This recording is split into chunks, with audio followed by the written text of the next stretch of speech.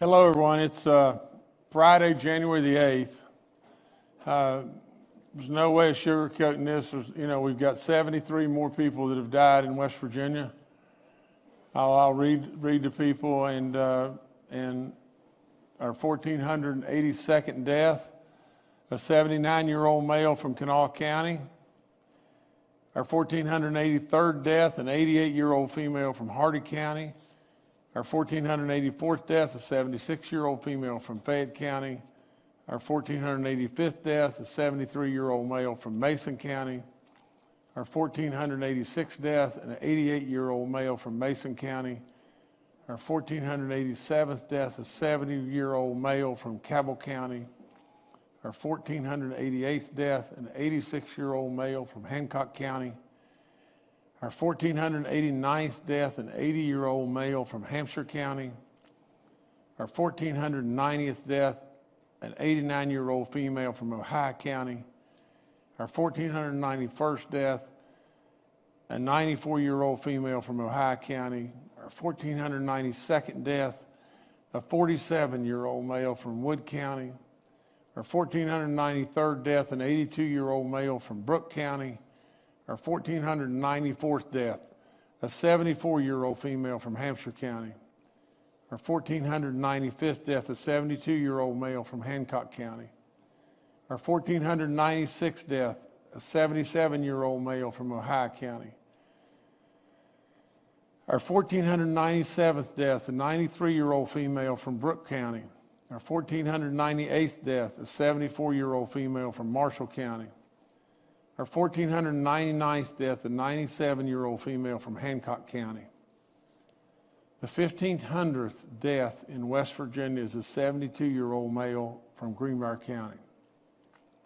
Now, I'm going to stop there just one second and just tell you just this. We have a bunch of kids that are outside right now, and there's probably not very many. There's probably 50 of them, and those kids, kids, we mold our kids, and in doing so, we are expected to be examples of our kids. Now, we're not in school now, for all practical purposes, all the way across this state. And first and foremost, we know we got to be in school, do we not? Now, what these people, coaches or whomever it may be, are pushing these kids to do is these kids are out here and they're all yelling and everything. A lot of them don't have masks on, and a lot of them are out there and they're just yelling and everything. Let us play. Let us play. And they want to play basketball, or they want to, play whatever winter sport is there. And what we're doing is they're insinuating that I'm the one that's holding them back. Well, I guess I am from the standpoint of the governor, but from the standpoint of wanting our kids to be able to play and be in school and everything, I've coached all my life, and I find it completely terrible to think that we just can't simply understand that I've just read the 1,500th name, and I've still got 54 more names to read today. Now, listen, I hate to say this, but we don't go back to school until the 19th or later. What in the world could we possibly be doing to be out there, trying to say we want to go play ball right now? Well, how smart could that possibly be? We want to go indoors, and the next thing we'll want our grandparents and our parents to at least be able to come and watch us. And we want to go indoors and play sports right now. Well, let me tell you, in this situation, they can yell all they want. They can yell and bark at the moon all they want. But I am telling you, without any question, we're doing the right thing here. First and foremost, we need to be in school. The SSAC will absolutely work with all the coaches and everything, as they've done so admirably in the past, and we will absolutely be able to get to play as soon as we possibly can. I ask people, just give us some time. We're trying to get vaccines out, and we're doing a terrific job in doing so, but we're trying to take care of people to where we save people's lives. I'm reading their lives being gone right now. Now, this is silly. That's all there is to it. Now, it's great that we express our freedom of choice or whatever it may be, and absolutely exercise our free speech, freedoms and all that, but really and truly, just ask yourself one question as an adult. Do we really need to be putting a whole lot of emphasis today on playing sports? Do we really and truly, need to be worried about sports when we're not even in school? And do we really and truly need to take the chance of putting a bunch of people indoors right now when this thing is absolutely running through our land like crazy? It's tough stuff, but we don't need to bring grandmas and grandpas and parents and people from the outside into our schools today. Now we know that there's not much of a problem, with the transmission of our, younger kids, but we know that there is a big problem with the transmission of adults and everything being in the gymnasiums and stuff like that. We don't need to be doing this today. Our 1,501st death is a 79-year-old male from Hampshire County. Our 1,502nd death, a 52-year-old male from Mercer County. Our 1,503rd death, an 83-year-old male from Monongahela County. Our 1,504th death, a 79-year-old male from Upshur County. Our 1,505th death is an 88-year-old male from Brooke County. Our 1,506th death is a 68-year-old male from Mason County. Our 1,507th death, an 83-year-old male from Barber County. Our 1,508th death is a 36-year-old male from Monongahela County. Our 1,509th death, a 59-year-old female from Kanawha County. Our 1,510th death, a 92-year-old female from Fayette County. Our 1,511th death, an 81-year-old female from Nicholas County. Our 1,512th death, a 63-year-old female from Ohio County. Our 1,513th death, a 91-year-old female from Putnam County. Our 1,514th death, an 84-year-old male from Ohio County. Our 1,515th death, a 46-year-old male from Wyoming County. Our 1,516th death, a 78-year-old female from Kanawha County. Our 1,517th death, an 88-year-old female from Cabell County. Our 1,518th death, a 65-year-old male from Barber County. Our 1,519th death is a 54-year-old male from Mason County. Our 1,520th death is an 86-year-old male from Gilbert County. Our 1,521st death is a 74-year-old female from Preston County. Our 1,522nd death is a 70-year-old female from Brooke County. Our 1,523rd death is a 79-year-old male from Brooke County. Our 1,524th death is a 75-year-old male from Hampshire County.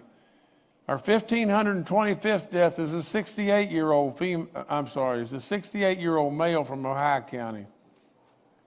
Our 1,526th death is an 83-year-old female from Kanawha County.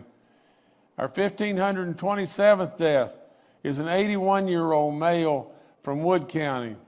Our 1,528th death is an 86-year-old female from Logan County. Our 1,529th death is a 51-year-old male from Logan County. Our 1,530th death is a 92-year-old female from Putnam County.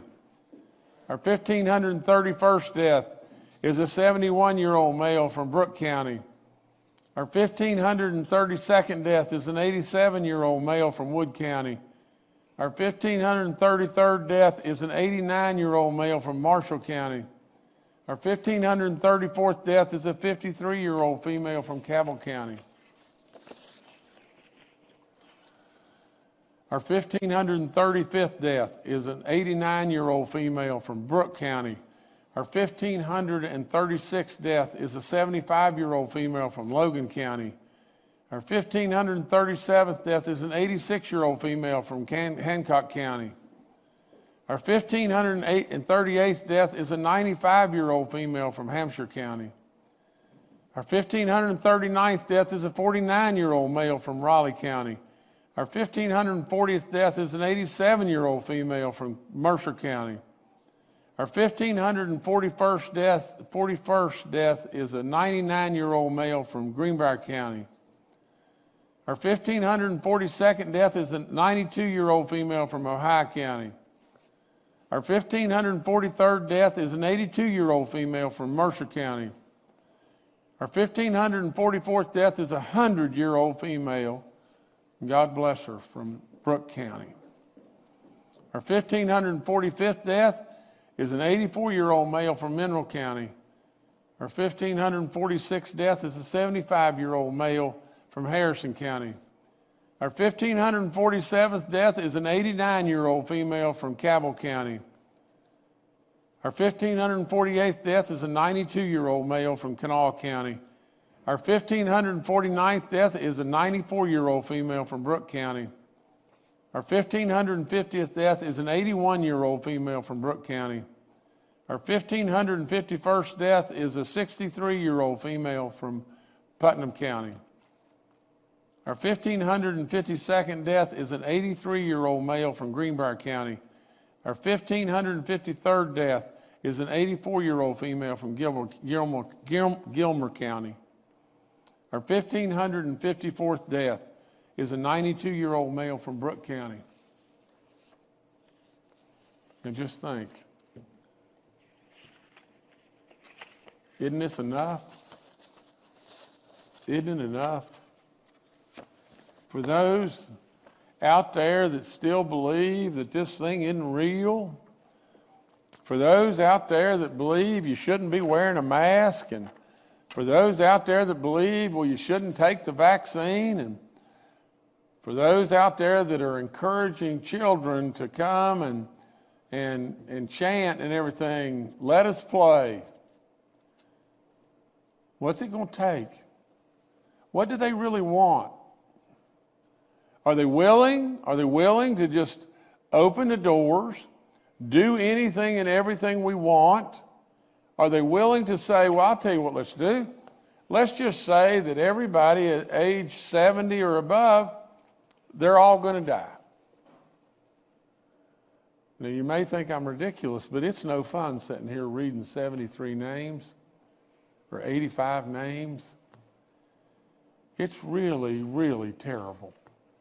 And these people and their families are crying out to us. They're crying out to us.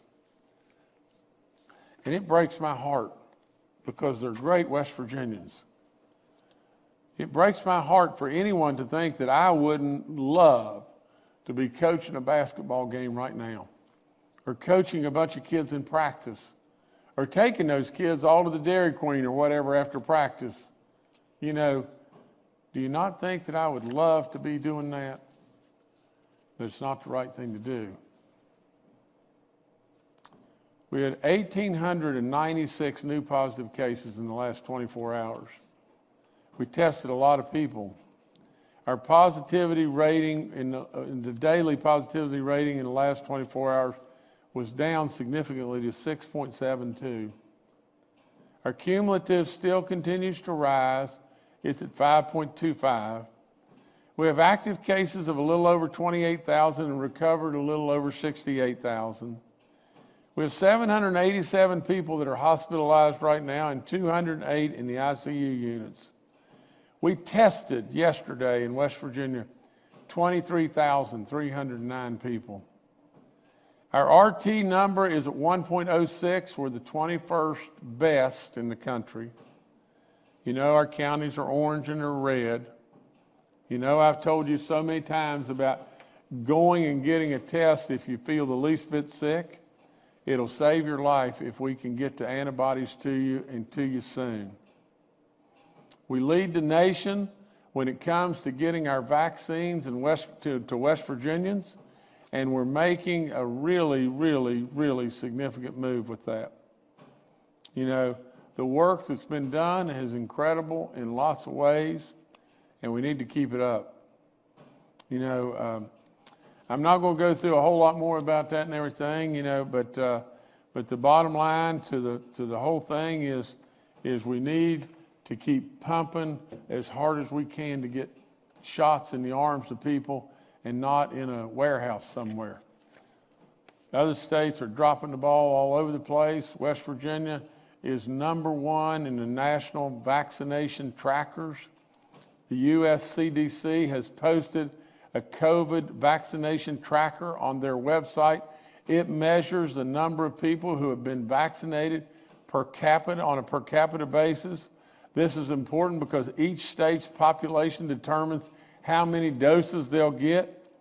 West Virginia is #1 in the nation. Meanwhile, Bloomberg.com also has a tracker that looks at the vaccination administration rate. When you adjust for today's numbers, West Virginia is #1 in the nation in this category as well.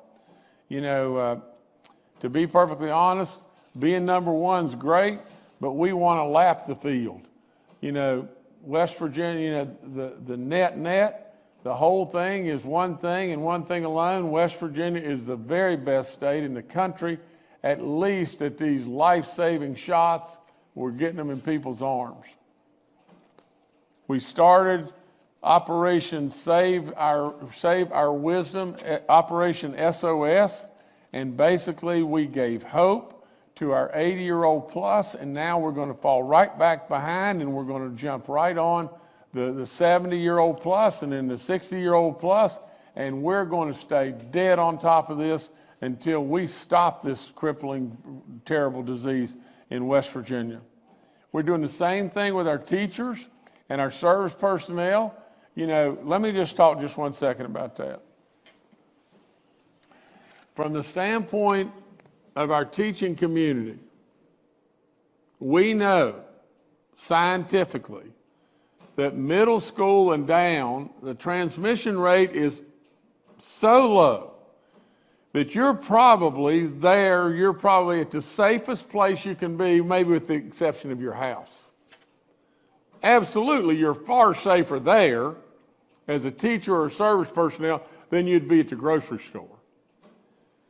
You know, and yet to make it even better for you and better and more safe, we came out and said we're going to vaccinate all of our teachers that are over 50, all of our service personnel over 50. We moved everybody way up in the line. And at least with some, it's still not good enough, is it?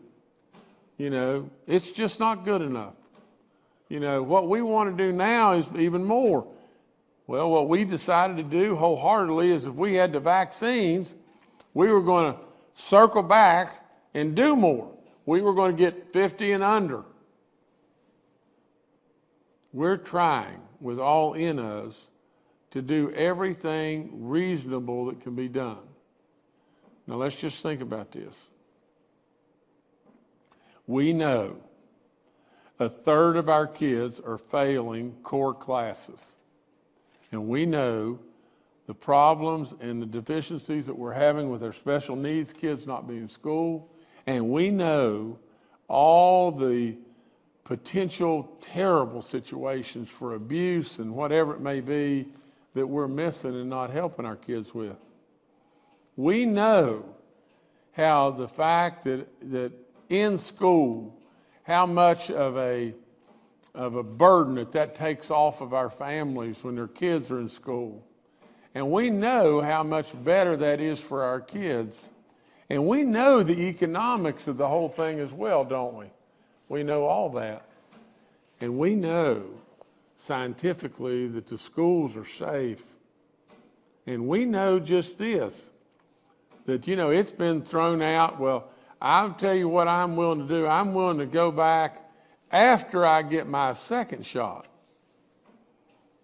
Well, just think about this just for a second. We're all at risk, no matter where we are. No matter what we're doing, we're all at some level of risk. We've proven 1,000 times over that the schools are safe. We can't make it 100% no matter what we do. But at the same time, we know all the consequences if we don't go back. Now, reality is really simple. If we were just today to say, okay, let's do this. Let's vaccinate all of our teachers and all of our service personnel so we can go back, and then let's wait 28 days because Moderna is sending us more than Pfizer sending us. Let's wait 28 days, and then let's vaccinate all again so everybody will have their second shot that's at the school. And then let's do what we're supposed to do in that after the second shot, you're supposed to wait 7 to 10 days to assure that 95% coverage. If that be the case, when are we going to go back to school? Really and truly, you have absolutely, at that point in time, based on us going and giving shots yesterday, the timetable would be we won't go back to school until somewhere around February the 15th or February the 20th.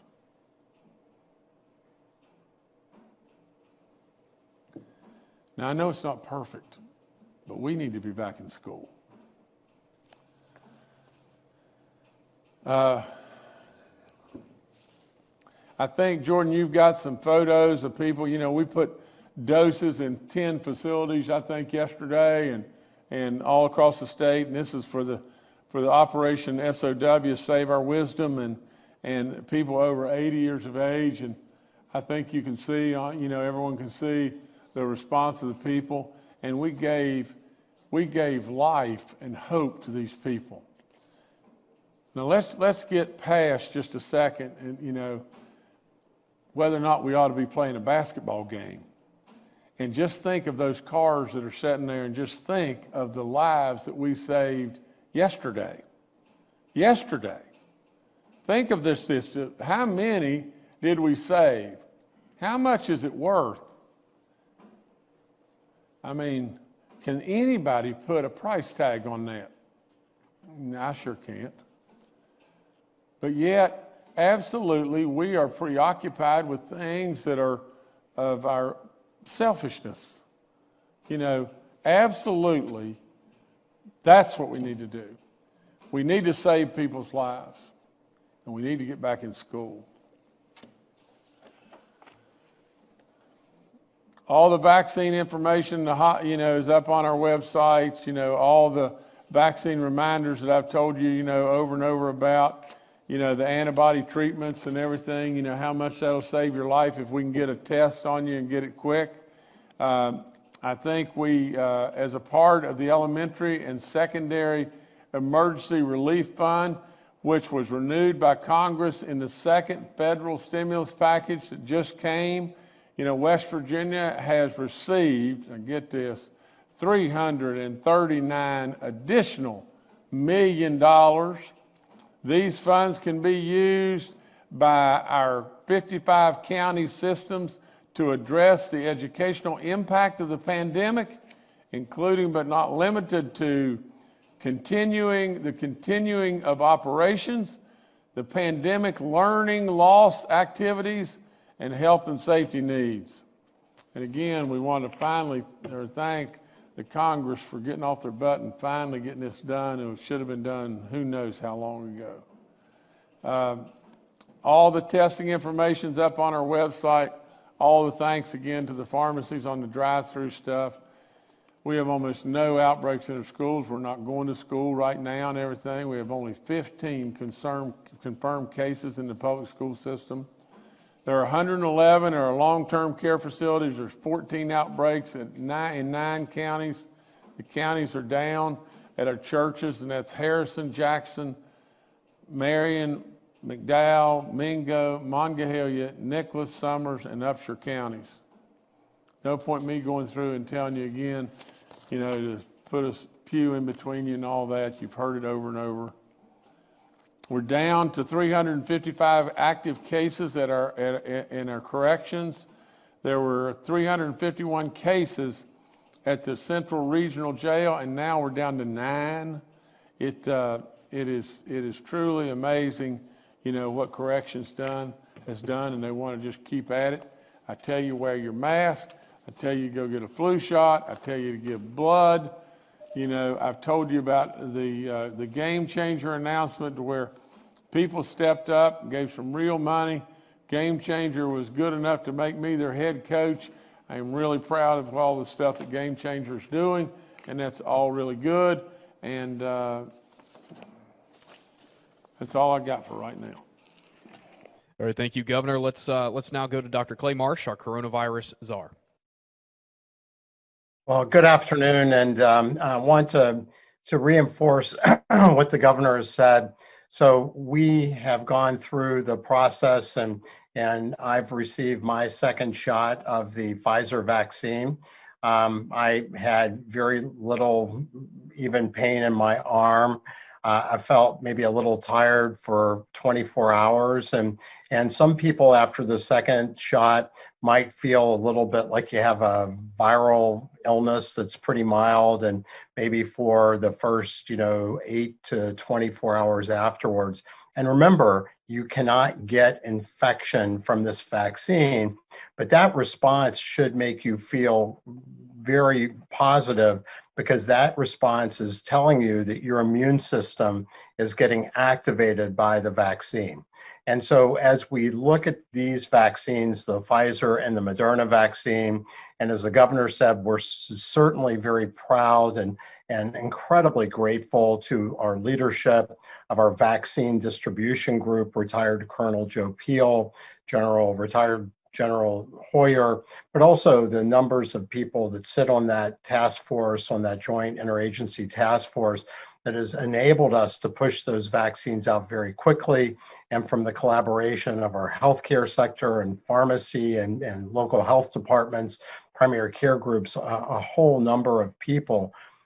But the key is we celebrate that, not only because we're very proud of the work of everybody and the position of West Virginia in leading the country and pushing out vaccines, but as the governor said, each vaccination we give saves lives.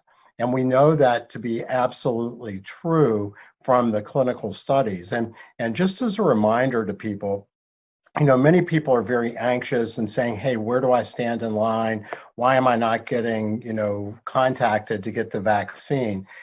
And remember, the priority scheme that we created was really based on the best guidance from the Centers for Disease Control, that was also informed by other countries like the United Kingdom, and ultimately then really that was then foundationally based on our own experience, our own epidemiology, what we found in West Virginia.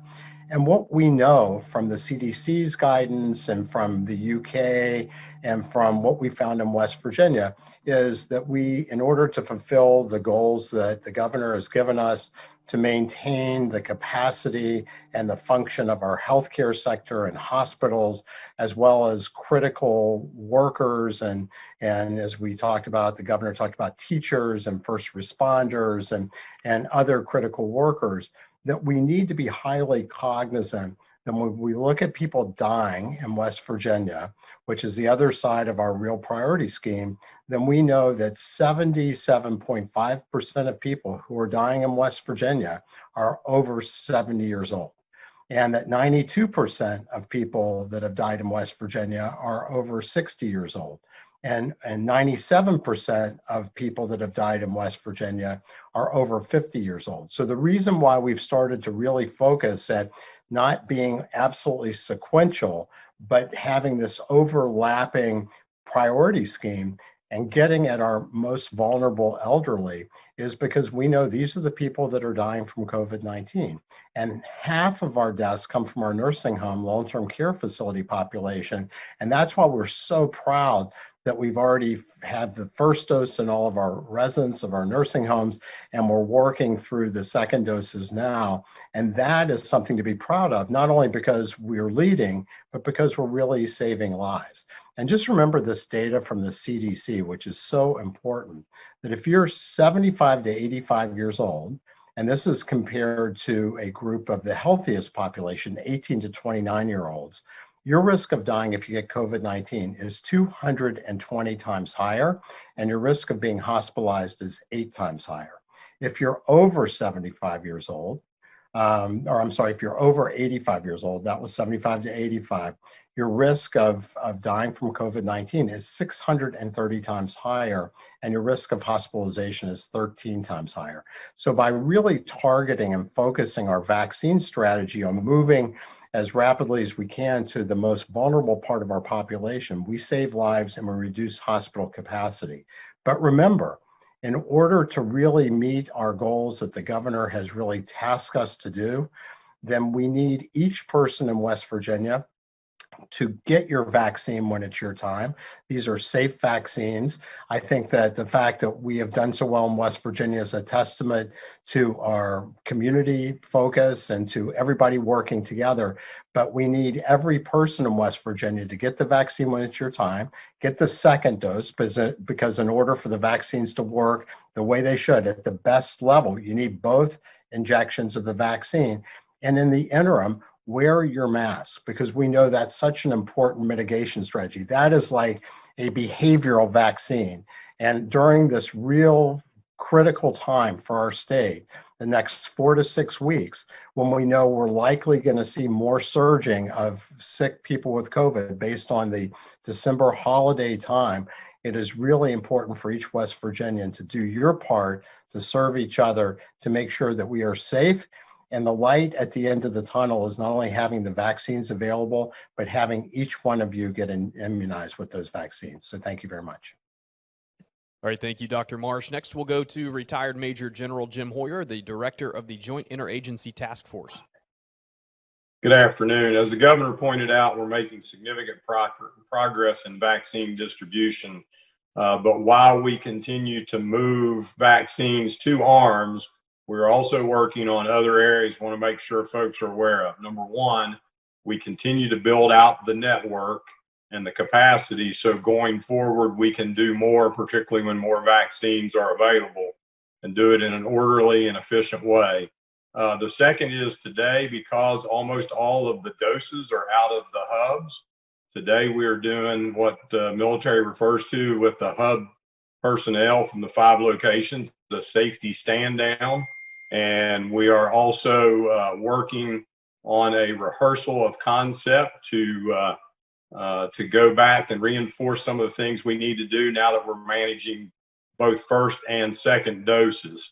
The other thing that I want to point out today to folks is that at the beginning of this, the governor called us in and tasked us to do a couple of important things, and that was use all the resources we had available and be innovative. One of the things that we did in that process, specifically the National Guard folks did, was to start to develop a strategic reserve of PPE. I would tell you that on this morning's hospital call, we were told by a couple of organizations that they had need of PPE. We were able to move PPE from the stockpile to take care of that need, and then they replenished that stockpile. So it is working exceptionally well. The second thing was to make ourselves self-sufficient, and we've done that. And what we have today, Jordan, if you can roll the videos, we want to show folks that down at the Running Right facility in Boone County, we now have machines in the state of West Virginia, controlled by West Virginians, where we are making PPE. We're making 3-ply masks. We're making the boot covers and the bonnets. We have machine coming in to be able to make the gowns. We are making face shields, and in the not too distant future, we think by the 18th of January, we'll have the final approvals on our N95 equivalent mask to be able to go, and it is already in production. We're already producing copies of it, waiting on the filter approval. So I thank the governor for giving us the guidance and the directive to be innovative and giving us the flexibility to do that. And we in West Virginia are not only showing folks that we can take care of the vaccine business, but we are going to make ourselves self-sufficient on PPE. Thank you. All right, thank you, sir. Next to Dr. Ayn Amjad, our State Health Officer. Good afternoon. I also got my second COVID-19 vaccine early on in the week, and I just want to remind everyone that, as Dr. Marsh mentioned, we do have to have the second dose in order for it to be effective. If you get the Pfizer vaccine, you also have to have the Pfizer vaccine and Moderna, as well as the second Moderna. I had minimal side effects as well. I didn't have a sore arm, but I also had it in the opposite arm as the first one. I did have a little nausea probably for about a day, but that did go away. You do need to continue to wear your masks even after you've had the vaccine, and we need to continue that and be vigilant throughout the entire next few months as well. I do want to thank everyone in the health departments, the pharmacies, and as well as all the other agencies that have been helping us in this vaccine effort, and to continue to be strong during this time, because we do have a few more months to go. But thank you very much. All right, thanks, Doctor. Secretary Bill Crouch with the West Virginia DHHR is also joining us today and is available for questions. We'll now go to questions from members of the media. The first today from Steve Adams with Ogden Newspapers. Yeah, Steve Adams of Ogden Newspapers here. Governor, I'm sure you're aware of the Derek Evans situation in regards to entering the U.S. Capitol building and live streaming himself doing so. There's talk about trying to get him to resign. There's talk about using the legislature process to not seat him. What are your thoughts on that situation? Thank you. Well, Stephen, I mean, you know me, I don't sugarcoat things, and I don't try to give you a political answer. I think it's terrible. I think it's a scar on West Virginia, and I think, he can come up with any excuse in the world, but being there and rushing and entering the Capitol of the United States of America, I mean, how in the world can we possibly think that's anything but bad stuff? Now, I really don't know all the particulars in regard to what the legislature can do, what I can do. I don't know exactly what that is, but at the same time, it's terrible. I mean, Stephen, there's no way around it. It's terrible. And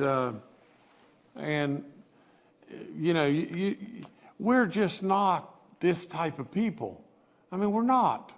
I mean, for crying out loud, this country is the greatest country on the face of the earth, and West Virginia is the greatest state we have in the country. Now, we all have different opinions, and we all have frustrations and everything like that, but for crying out loud, I mean, this is just unbelievable. I, for one,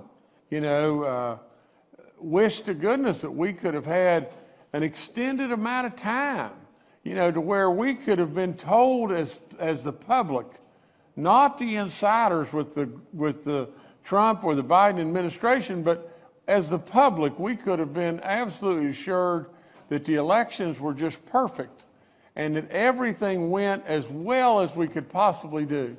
You can't ever have it perfect, I know, but we could have, I wish we would have had more time, but at the same time, I've got to have enough faith that the people that were checking things out nonstop in regard to the elections and all the stuff that was happening in all the different states, all the courts, all the everything, basically came back and said, no, we're good with this. We're good with what's happened. We're good.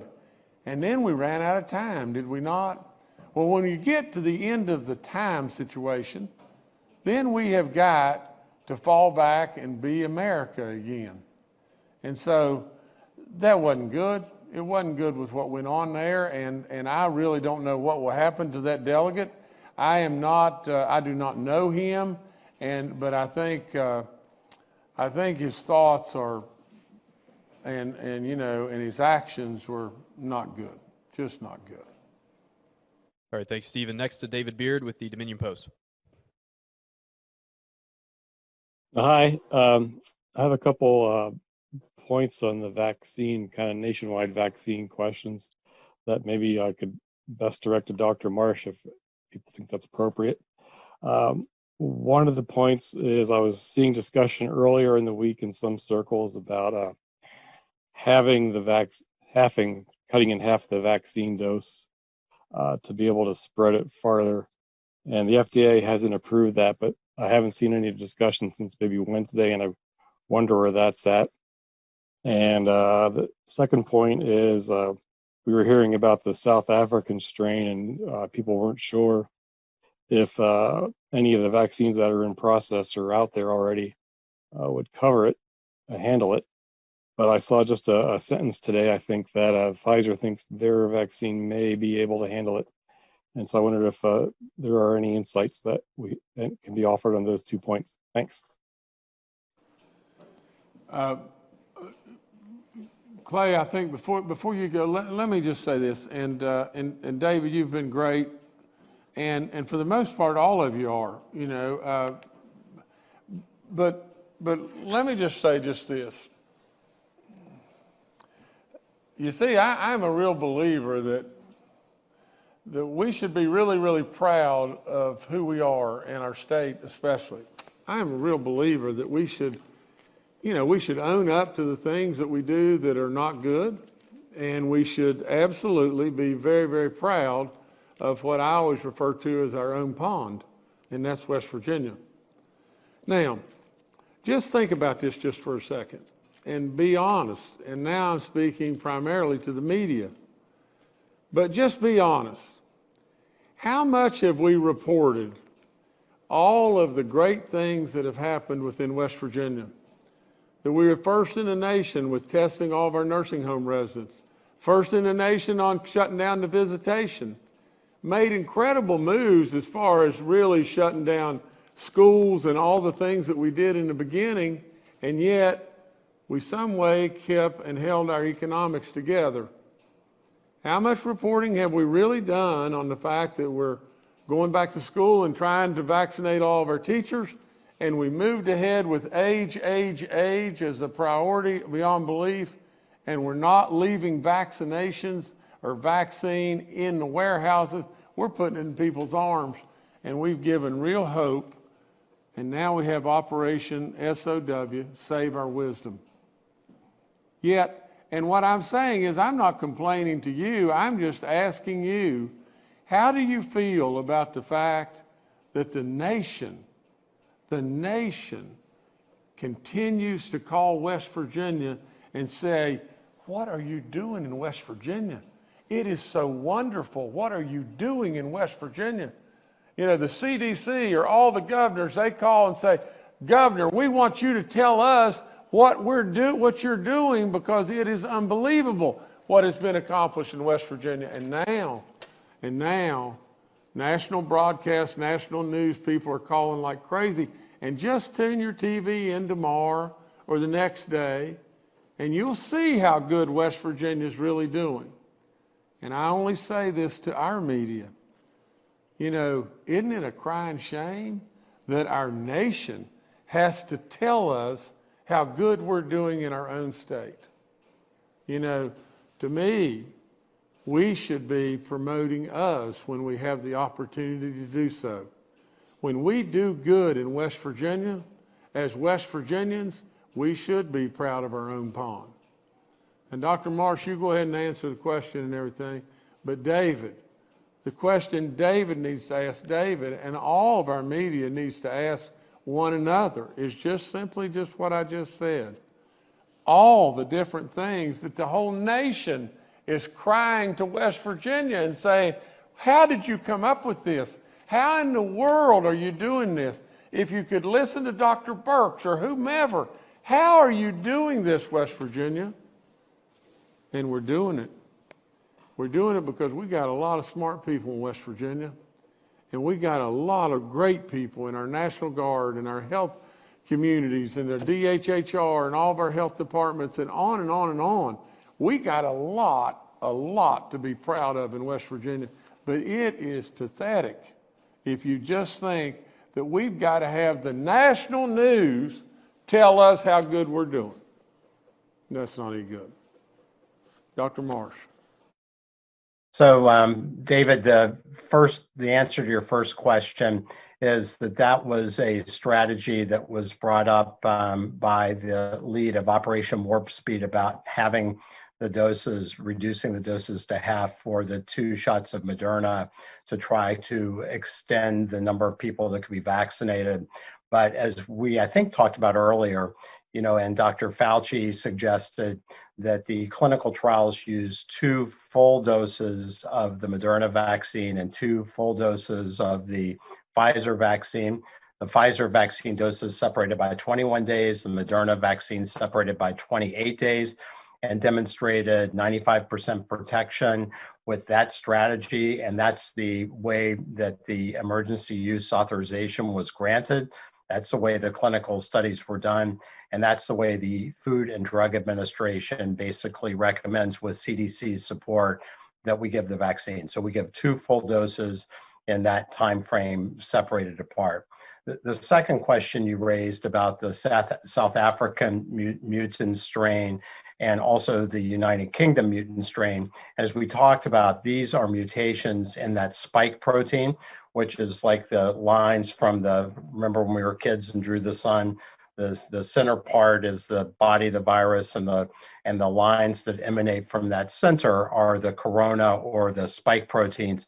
Those are the way the spike proteins, those corona, are what binds to cells in our bodies and allows that binding to be much more efficient. It enhances the ability of the virus to infect people. It doesn't make people more ill, but these changes do appear to be covered by the vaccines. The South African variant is probably less of an immediate issue for us, but the United Kingdom variant is a substantial issue. Now, 8 states in the country report finding that mutant there, including Pennsylvania yesterday for the first time. So we know that these mutant viruses, which are easier to cause transmission, to infect person to person, are an additional challenge for all of us here in the US. And in West Virginia, even more reason why we want people to choose to be vaccinated, and also to be really, really, really diligent with wearing masks and being responsible, particularly for the next month to 2 months. It's really, really important. So thank you. All right, thank you, David. Next, we'll go to Kenny Bass with WCHS and Fox 11.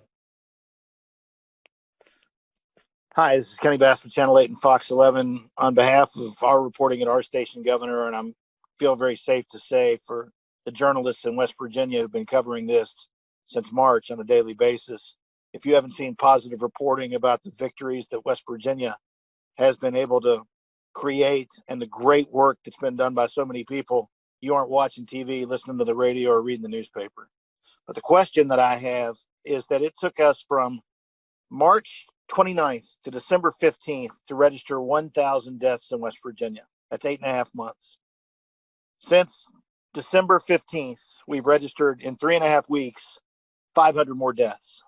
Dr. Marsh, Secretary Crouch, Governor Justice, if you'd care to weigh in, Dr. Amjad, what do those numbers tell you? That it took us so many months to get to 1,000, and then bang, 3.5 weeks later, we're at 500 and literally knocking on the door of 2,000 in just a week or so if we continue. Thank you. Kenny, let me not to belabor the other point. My point is just this, Kenny, is if we'll stay tuned to the national news, and you'll just be really brutally honest, the national news will tell us how West Virginia is doing.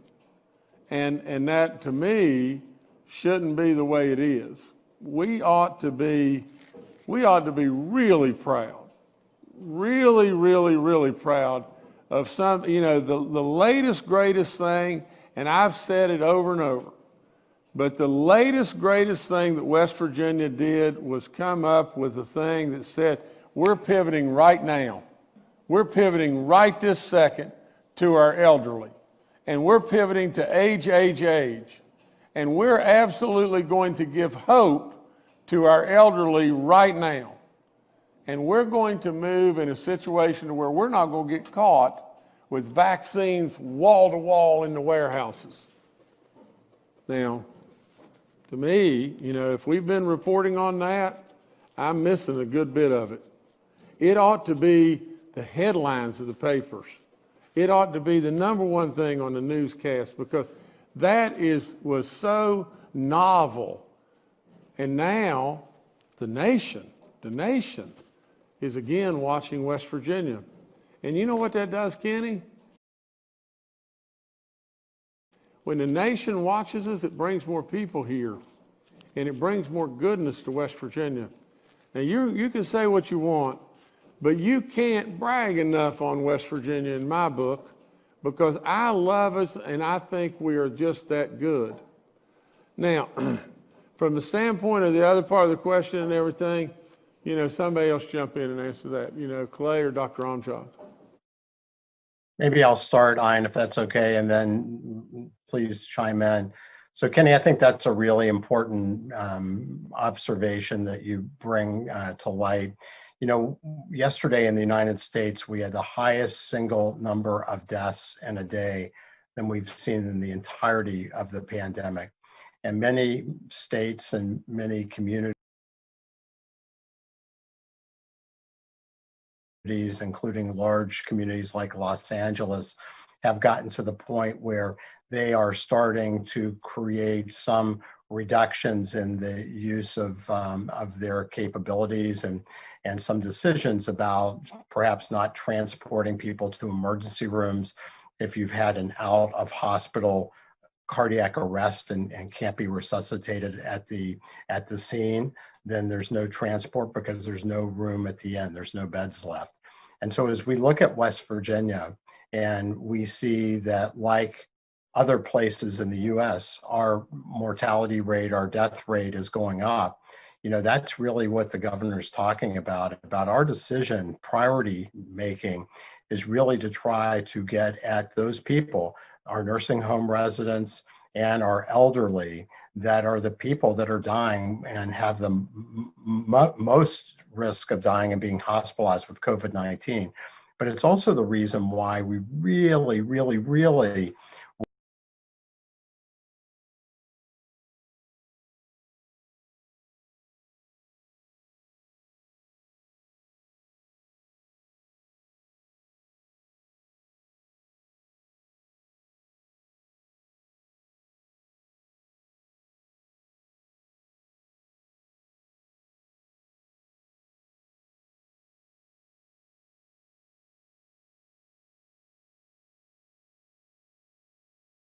want to encourage each West Virginian to choose to get vaccinated, because that protects other people as well as protects you.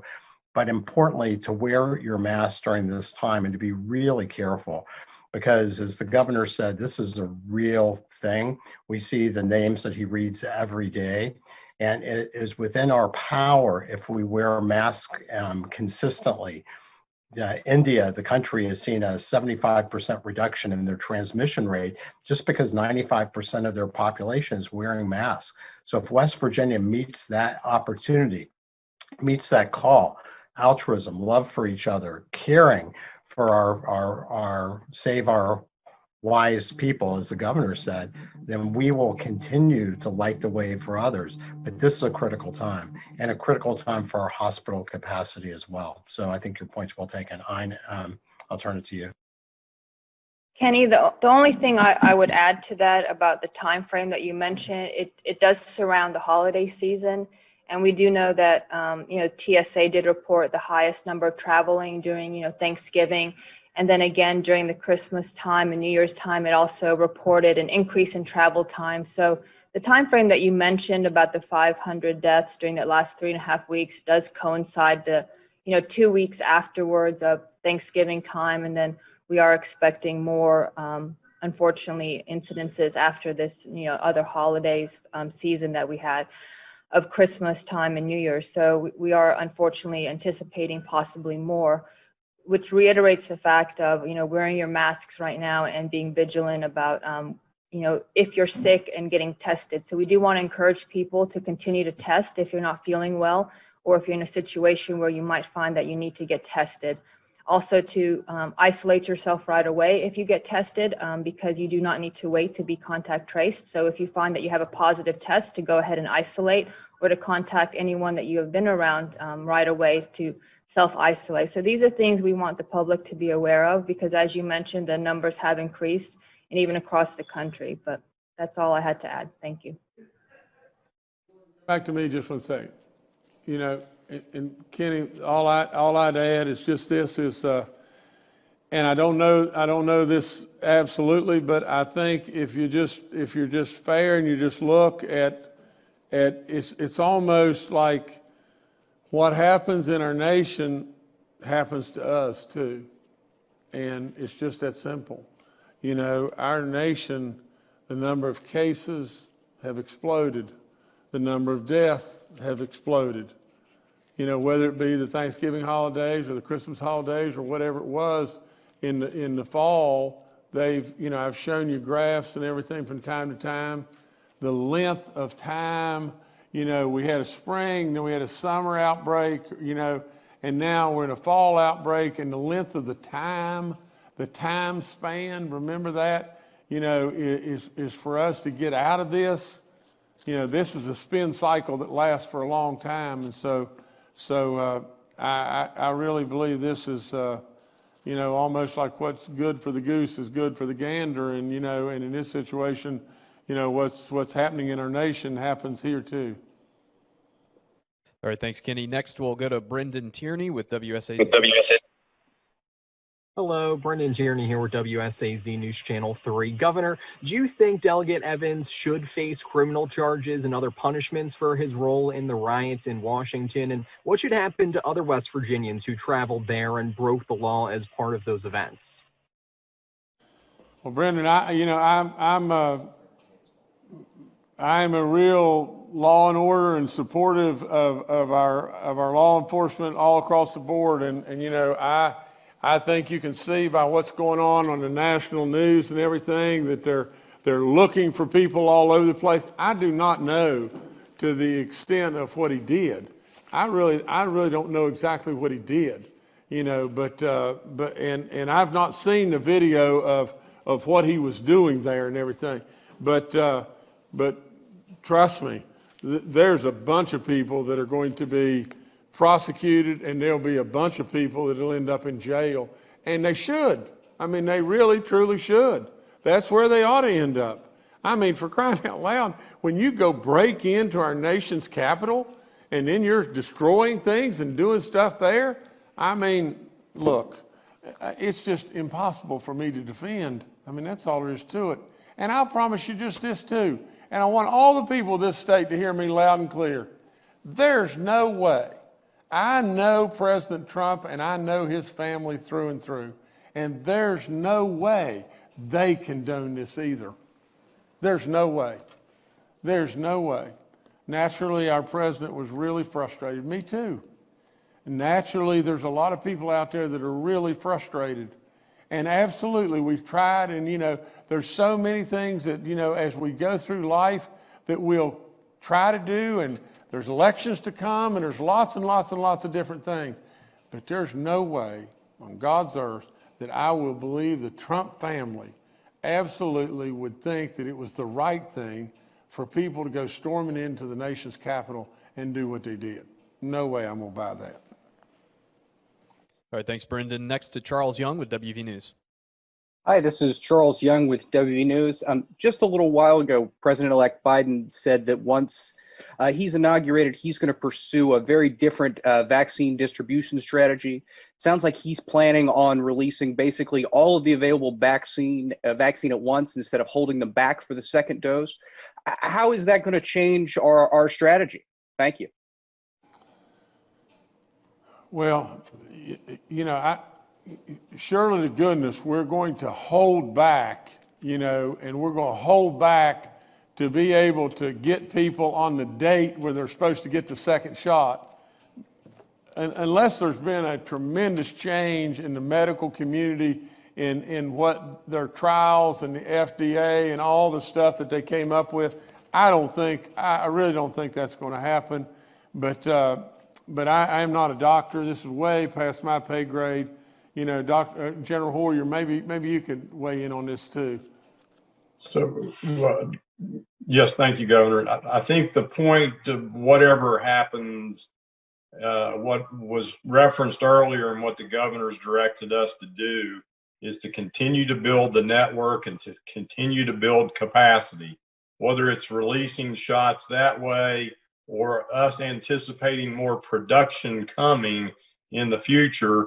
We don't want to just be doing what we're doing, which is really exceptional compared to the rest of the nation. We want to be prepared to push more vaccines to more people as efficiently and as effectively as we can. The bottom line is what the governor said multiple times.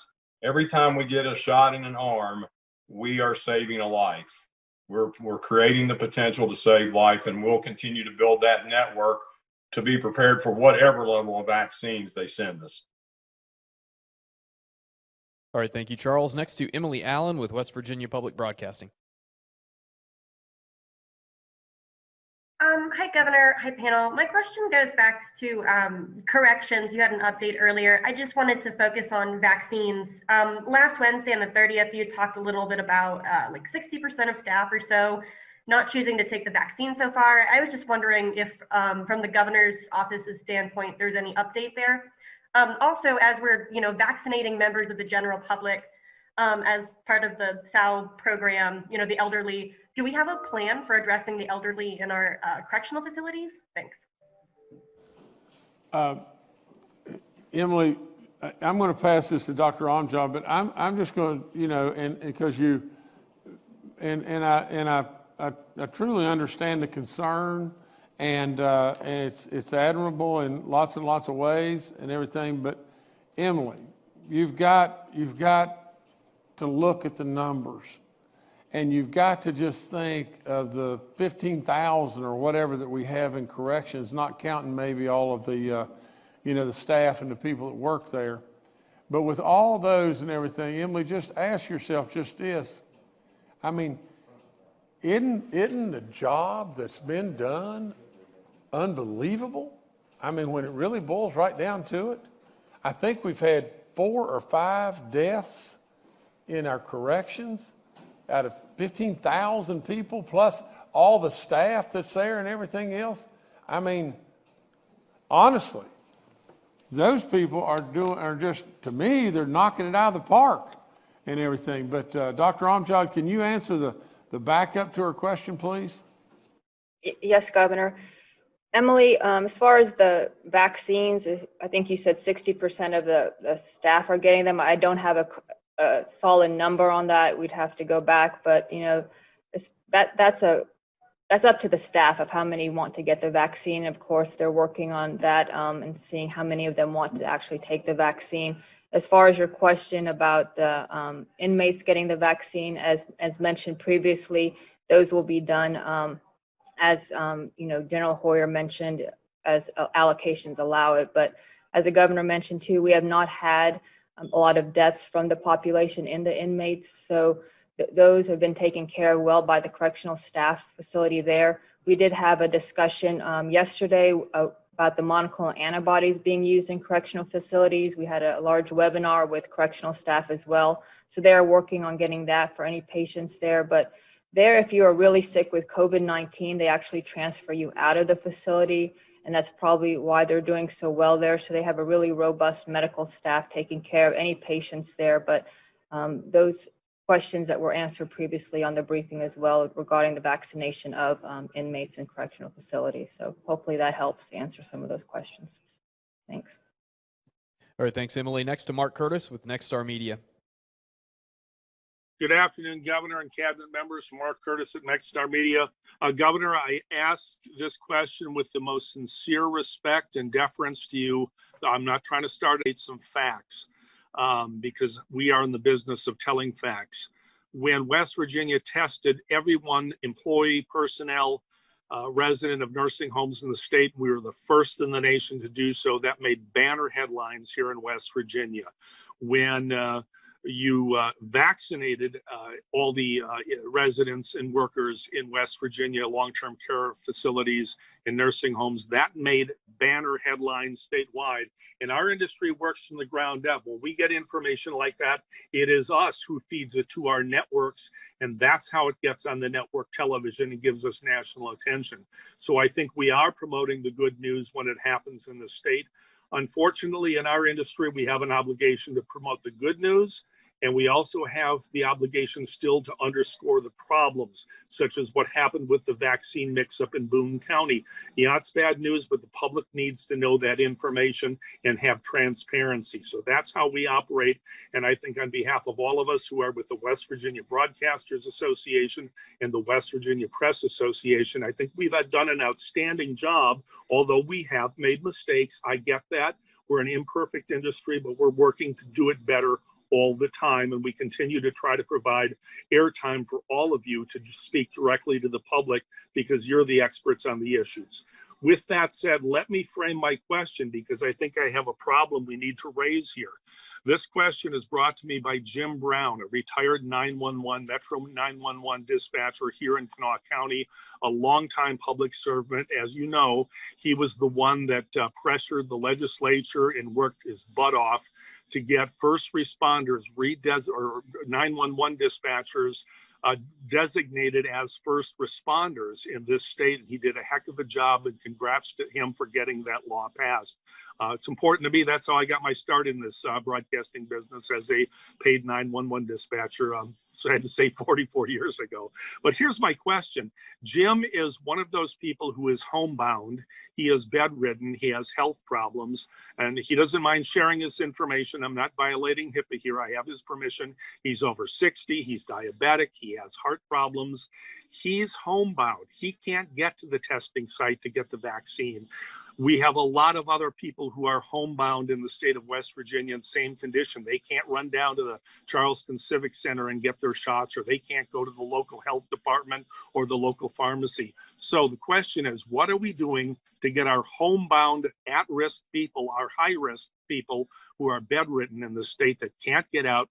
What are we doing to them to get on the priority list and get them their vaccines soon and very soon? Thank you. General Hoyer, you can answer the tail end of Mark's thing, and y'all come back to me just a second.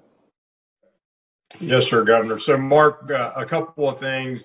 In addition to the network that's being built out with primary care providers, hospitals, the funded clinics that have the names of patients, we also have a next layer that we're working with senior services, with VOAD, volunteer organizations active in disasters, and church organizations to help us identify those folks that need that assistance.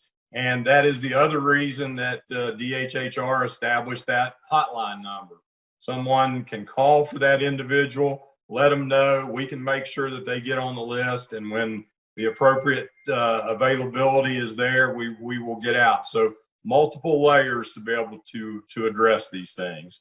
And we need folks like you and others to tell us those folks that are out there that we might miss. Okay, Jordan, back to me. Mark, listen, you know me really well. And Kenny, you know me really well. And I understand that if anybody is critical in any way of maybe what the media may be doing, you know, then everybody jumps in the fraternity and everybody wants to defend themselves and everything. But I would tell all of you just this. You know, I just didn't roll off the pickle truck yesterday, and I truly, truly understand you've got to report the bad and the good. You know, I would ask you just to ask yourself how often we get dialed in and concentrating on things that are so insignificant that they don't even matter. They don't really matter. And in all of that, do we ever really miss something really big?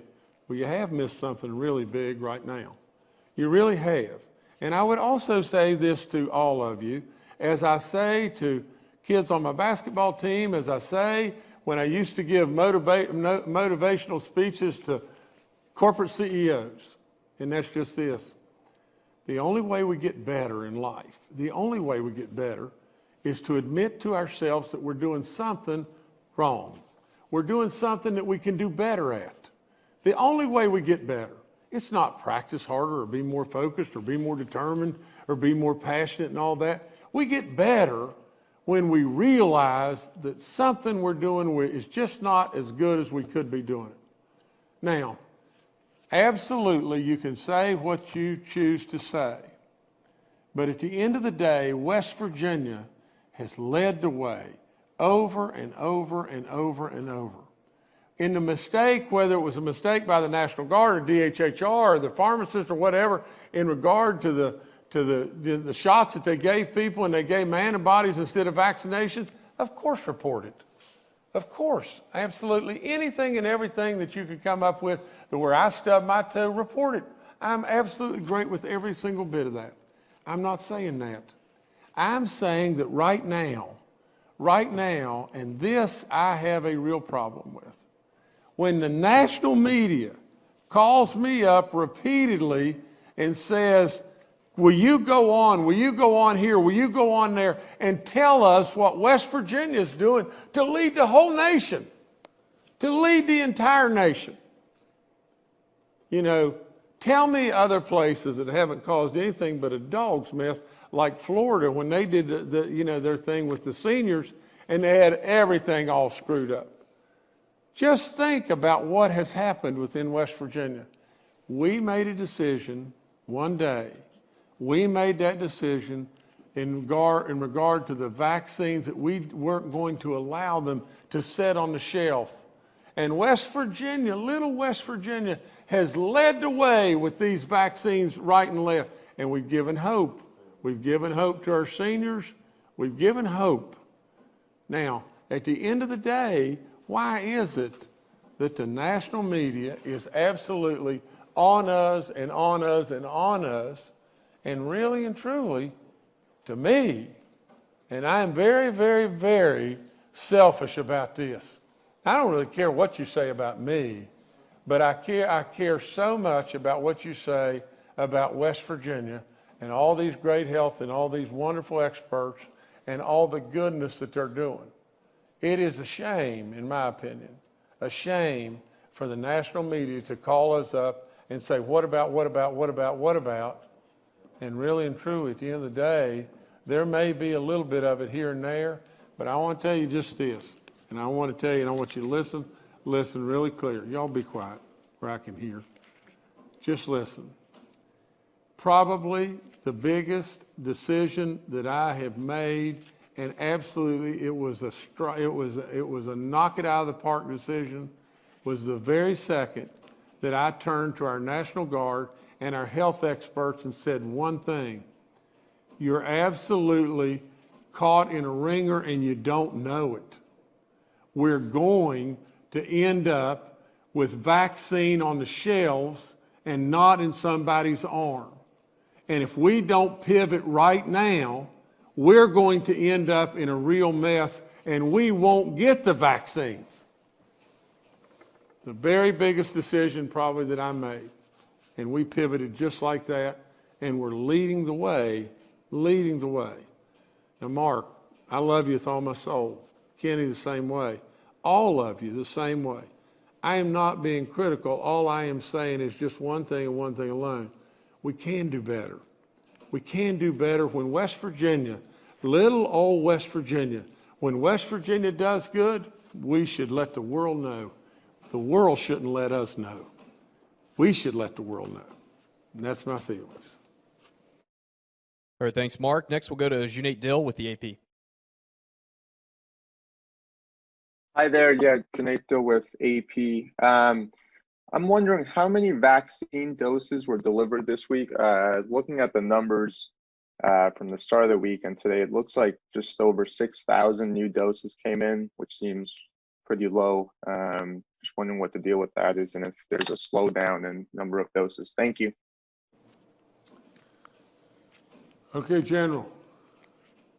22,900 doses were the number, and that is the same projection to come next week.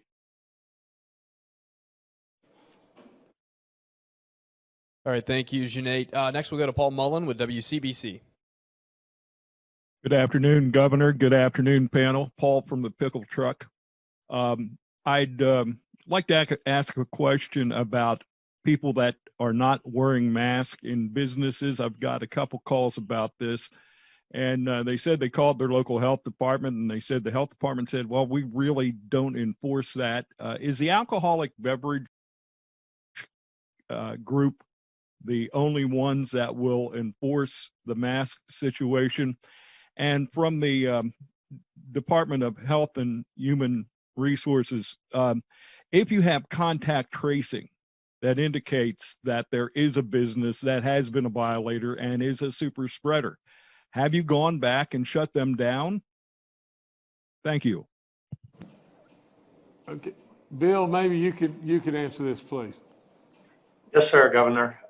And there are ways to get individuals to comply with the mask wearing, but as the governor constantly says, we're asking people to do this to protect their neighbors and to protect their family and others. This is something we don't want to make confrontational. So mask wearing is so simple. It is not difficult.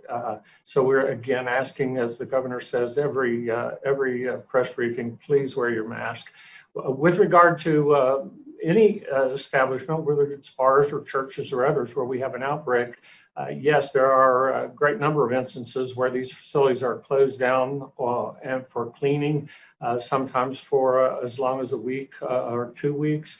It depends upon the outbreak, depends upon the number of people, but yes, that's part of the process of going through the outbreak and making sure that it's safe for people to enter again. So thank you. Good question, Paul. Thank you. All right, thank you, Paul. Next, we'll go to Phil Kabler with the Charleston Gazette-Mail. Looks like we may have lost Phil. Is Taylor stuck with the Herald-Dispatch on? Yep, I'm here. Hi, everyone. This is Taylor. I understand, health departments, even you all are kind of stuck between a rock and a hard place. You can only get so much vaccine doses, so you can only give it to so many people. Everybody wants it, obviously. But I've heard from health departments that smaller ones are having problems with just the 80-year-old community trying to get on the wait list. They are calling, their phone lines are being overwhelmed, and now some are saying you have to go online to get on the wait list, which especially for that 80-year-old and up population, it kind of gets dicey. Some of them don't have email, they don't have internet access. If they do, they don't really know how to operate it smoothly or effectively. Where can they call if they can't get in touch with the health department? Where can they call to get some help? And is there any assistance you all could provide health departments so they can manage the influx of calls and things that they're getting? Okay, Taylor, I'm going to go to General Hoyer in just a second, but let me just say this, Taylor. I know of situations that have happened, where people have called the health department and trying to get an appointment and everything to go in, and, seniors go in and everything, and they're having a really difficult time getting through and everything and talking to a person. And I know the same health departments that people have called and gotten in just like that and everything. And all I want to say to you, Taylor, is just this, and then the general's going to go, is in opening this up to 80 and plus, 80 and older, there's an immediate real push and everything.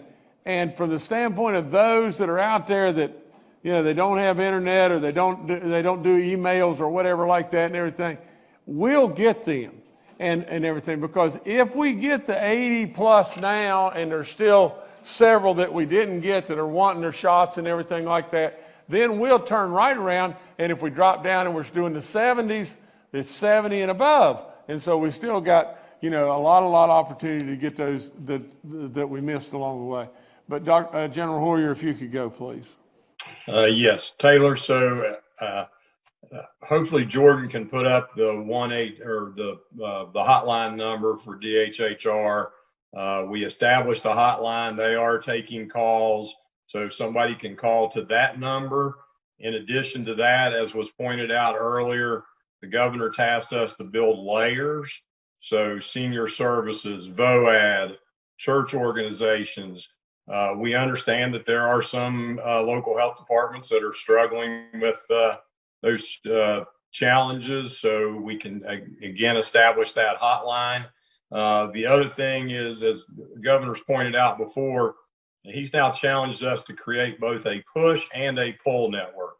The pull network being, as we continue to bring on primary care providers, hospital clinics, federally funded clinics, they have access to patient databases, that they know the people that they serve in those age ranges and can continue to work to pull those folks in. So multiple layers. We will do our best to get to everybody as quickly as we can. All right, thanks, Taylor. Last question today from Hannah Howard with WVVA. Hi there, Hannah Howard with WVVA News. I was just wondering, with a lot of hospitals kind of reaching that capacity, has there been any consideration from the state of implementing community paramedicine? We've heard from a lot of EMS services here that they've already trained their employees. Just wondering if that's something the state has considered. Clay, you want to answer this, or Dr. Amjad? Sure, I can take a shot, and then you can add in. So thanks for the question. We are actively talking with the Hospital Systems Leadership Association on a daily basis, and having leadership calls on a biweekly basis, continuously assessing where the hospital systems are. We are looking at our emergency preparedness and surge planning at the state level, and have a leadership group that is really targeting that, working with the appropriate folks in the state and hospitals, and so we believe that we will have a backup plan and a backup plan to the backup plan as would be needed. Certainly, as we look at the potential to have paramedics be part of that expansion plan related to healthcare expertise and healthcare workers, as well as looking at being able to identify other people that can be part of that group that could stand in as needed, is really critical to our plan. Because I think that what we see from a state leadership standpoint, which is really important for folks to recognize, is that one issue is bed availability, but it's easy to make more beds in some ways. It's hard to create more qualified and expert staff and physicians and healthcare workers to be able to care for people in those beds. And that's one reason why we are so focused at not only trying to have the healthcare workers in our state agree to get vaccinated when they have that opportunity, but also to really implore all of us to be very cautious in our own community settings, because we know that the spread of COVID-19 in our healthcare workers is generally not at the hospitals or in the clinics when they deal with patients, but it's really related to their own activities in their homes and communities. And so it's really important that we protect ourselves and each other, because this vital workforce is really a critical component of our stability. And as the governor has asked us to do, to make sure that we maintain capacity and function of the hospital systems.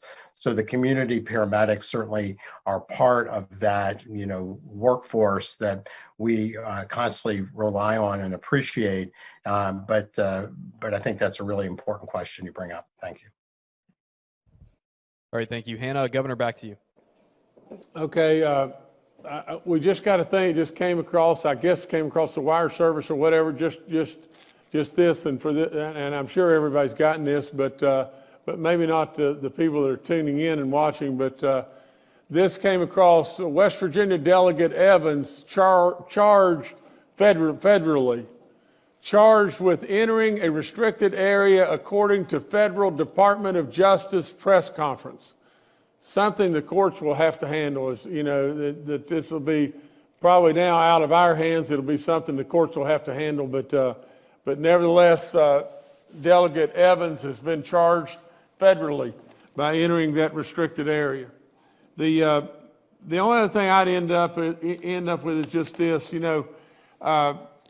I hope to goodness from a standpoint of all of us, we don't get in a situation to where, the governor is screaming, and you've never heard me say this, never. You've never heard me start saying, it's nothing but fake news, fake news, fake news. We see, I don't do that. And really and truly, I hope we don't get in a situation to where you can receive criticism just like maybe I can receive criticism. And I hope that we all dial in, because all these national media, people that are calling, I'm going to surely answer them and answer them as best we can. And then ask yourself along the way, as we're answering and everything, is, did we miss something? Did we miss something where we could really have been, touting West Virginia? At the end of the day, and I say this in closing, just this job is absolutely so many decisions that are dadgum if you do and dadgum if you don't. You know that. You know that. There's no right answer to a lot of really tough decisions. But they aren't just decisions that I'm making. These are decisions and they're recommendations that are coming from the Department of Education. I just got through meeting with the president of the board, of our state board, Miller Hall. They're tough decisions that have to be made. And absolutely along the way, whether it be all of our panel of medical experts or all the National Guard and all those things that West Virginia has done, they're tough decisions. And it's easy to sit and pick at something that just fell to the wayside, or something where somebody dropped the ball. Just like the great man that works here, and works for us in our services here at the Capitol, and he takes a flag up trying to do something that's really good, and he just happened to get it hooked up the wrong way, and he felt terrible. He felt absolutely terrible. At the end of that day, really and truly, in the scope of everything that's going on, what should be the number one focus of all things?